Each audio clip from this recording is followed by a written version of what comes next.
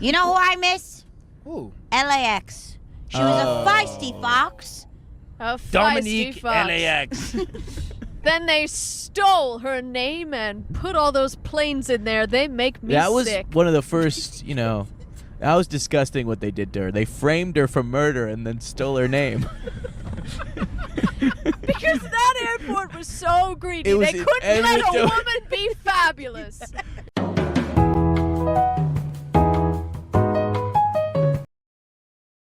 Can I just say devil's advocate? Maybe you zoomed in on her face on your phone and then fell asleep? I do not unzoom before I fall asleep. I always return the pictures back to their original size before you're my a doctor. head hits the pillow. You always have to pinch do out. that. You always have to I pinch out. pay attention to details. Details are my entire thing. I will never unzoom a picture. On Google Chrome, I will always reset back to fit.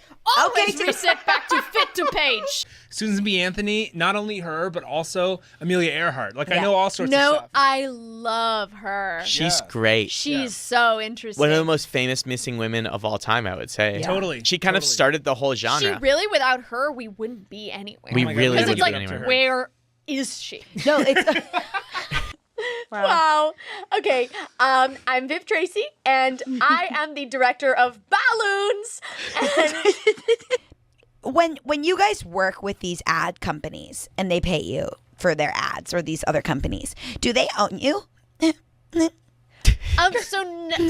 Okay, you're whimpering. That's okay. No, so this that's just me sweating. no, you're sweating out of your mouth with sound. Okay. You just want people who are in charge of the beyond to be out of a job? I'll tell you something that's Bed Bath and beyond me. Are you throwing up? Are you, Giancarlo? It's just you and me. It's crazy. You weren't even this nervous when you had to perform all of the I've got. Oh, he's going again. I've got No. Oh, he threw up a song. I think my... You too? Oh, yeah.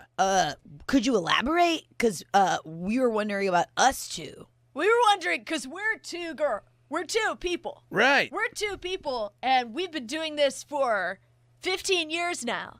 And when we go home, we don't have thoughts or anything else. So we were just wondering. Yeah, you where guys we live go. together, don't you? We live together, separate rooms. We see each other in the kitchen sometimes. And We sleep standing up. yeah.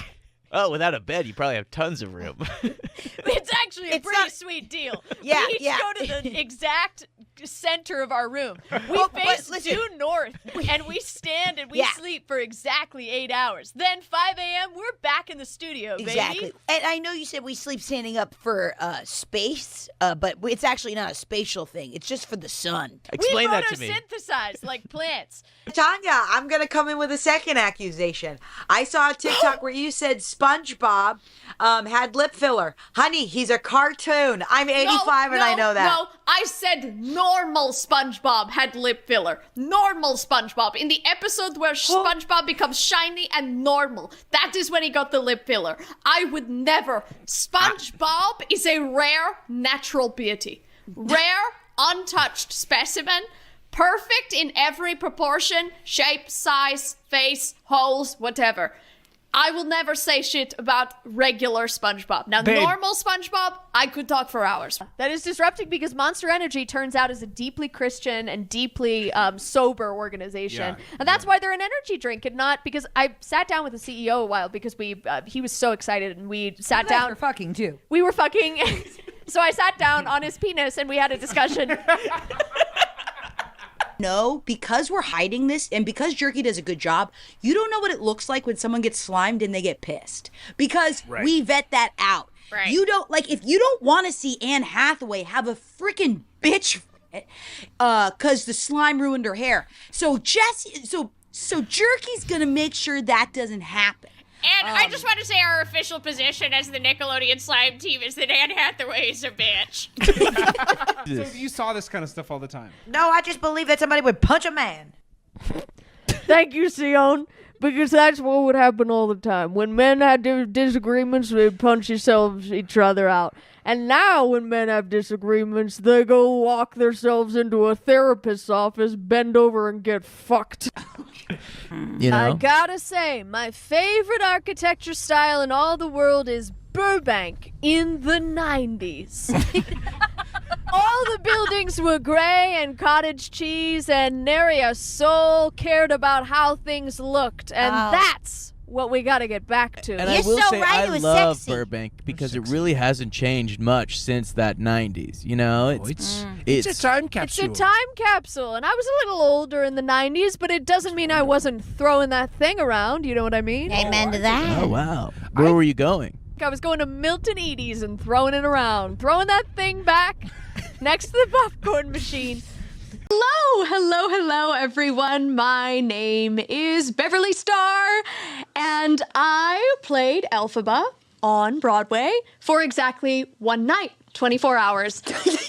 I was Idina Menzel's understudy, and I had one glorious night on the stage. Well, technically 3/4 of the way through. She came back, and she said, you know what? Never mind. She brought her fever down by sheer force of will, and she pulled me off the stage. You were the one-night Elphaba. Yes, they call me One Night Elphaba. But you got to do Defying Gravity. I got to do Defying Gravity. That's all that matters. Well, you did half of it, right? You did half of Defying Gravity. Oh, right, the lift. We didn't get to do the lift. Right. We didn't get to do the lift. Well, yeah. But it set your career off, didn't it? It did. I got to be the understudy for millions of women. Wow. Millions. Beverly. So you're always on the road with us. It's tough because it's like I have to fit you guys in with my lobbying sessions with Congress, where I am, of course, lobbying. Oh my gosh, those Zoom calls you do in the car are so silly sometimes. Yeah. I'm so glad my daddy made you that special device that allows you to get internet anywhere. So you can lobby for alcohol. Yeah, because I in lobby, the car. but I do it sarcastically. Like I'm saying, hey, you should loosen up this drinking law, and then I go to you guys and sarcastic. I go, oh, can you even believe Yes, this? it's like when Jesus hung out with the poor. It's exactly like that. Because the whole time Jesus was with the poor, he was rolling his eyes. I always think it's like, Oh my God. I got Uncle every single time. and you I tried even a bunch to of times. lower and raise my blood pressure sometimes to throw off the scent of the hat, but it kept smelling Uncle no matter what the hell I did. And what were you going for, buddy? What did you want? Well, I wanted to be daddy. I always wanted a kid. Of course you wanted to be daddy, buddy. I just want to be daddy. My biggest dream is to be a daddy someday, and I gotta say, time is running out. I am, what is it now, 66 years old, and though I do all right with the ladies, nobody wants to be the mommy of the kid that'll call me daddy. You could say that again. Nobody wants to be the mommy of the kid that'll call me daddy. Okay, one more time just for the seal, just for Edgar. Okay, Edgar, are you listening? Nobody wants to be the mommy to the kid that'll call me daddy. It felt like Edgar spoke on top of you. And just for cleanliness, this is a podcast. Can we get it clean? Edgar's absolutely no problem. Nobody wants to be the mommy to the kid that'll call me daddy.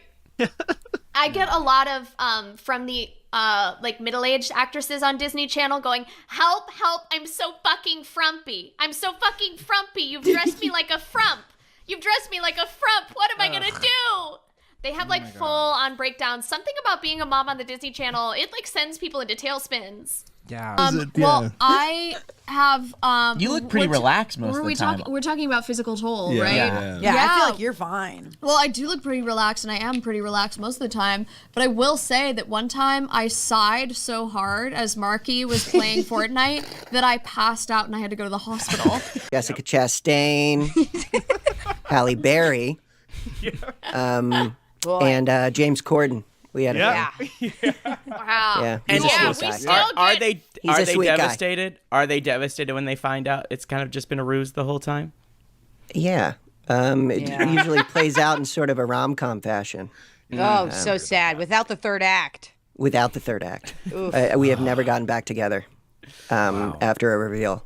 Well, you're famously married in a really profound way. And Yes, you're famously married in a really profound way. You could still order the beef taco. What on earth are you talking about? I'm telling you, you that there are stupid options. goddamn bitch. Hey. You stupid goddamn bitch. I think from you're hell. a disgusting cunt. I think you crawled out of the sewer and fucked the devil just to get here. Go courtside to the Knicks, or let's go courtside to the Dallas Stars hockey game. Oh, he's courting you, like courting you, inviting literally. you to sports games. It's literally courting you. So not like intense dating or like No. intentionally seeing someone. It's Yeah. courting, going to courtside. No, things. he's courting me we call it courting, which is where you're going to come to courtside games with me until you agree because you love Right, this. that actually happened to me. I got golfed up by Tiger Woods. I would have sworn. And you all tried to convince me, and I was feeling self-conscious about the shirt I was wearing that day, and so I listened to you guys because I thought maybe I am wrong about something. I remember that. That was that day you wore that stupid fucking polo shirt that made you look like a virgin dweeb, and so and Daisy. Is it because this is a deposition why you don't want to talk about your clit? Yeah, I don't want the government to know about my clit. My clit is my business. That's exactly what I don't want to talk about. I'll talk about my clit. It's too big. It's too big. Okay, now I'm curious about that. Well, I don't know what more to say. It's just too big. I wish it was smaller. Slack channel. We have our own Slack channel. It's just me and Viv, and it's called #FrySlay. And we send each other a gay person every Friday. Yes. And yes. yeah. Yes. It's very exciting. The other day, I got sent a picture of Tan France. And That was me. I responded with a picture of Nathan Lane. And it's been a really exciting way. Every morning I wake up and I Google 5 gay people. And I put them in a list. And little by little, I learn how many there are. You guys being on salary is wild. It's crazy. It's absolutely This wild. is at the advice of our DEI team, and we are following it to a T. But we are very excited, and we are trying to implement everything into the parade. I can say on the balloon side, the Michelin Man balloon, we have consulted with RuPaul. His waist will be snatched this year, so we're very excited.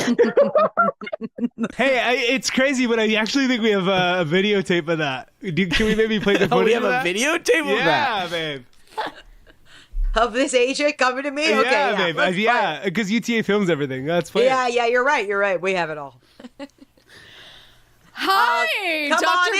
Bison. How are you today? Sorry, I'm looking at 4,000 emails at once, and I'm texting, and I think I have a bag on my head.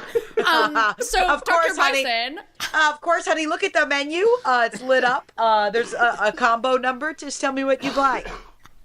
Dr. Bison, I want a number 4, but it's not for me. It's for my little mini me right here, right? Your junior agent that works under you, or your unpaid intern? No, okay, so they're gonna stand over there, and I am talking about this! Oh! I'm holding a Barbie! Oh. I'm holding a Barbie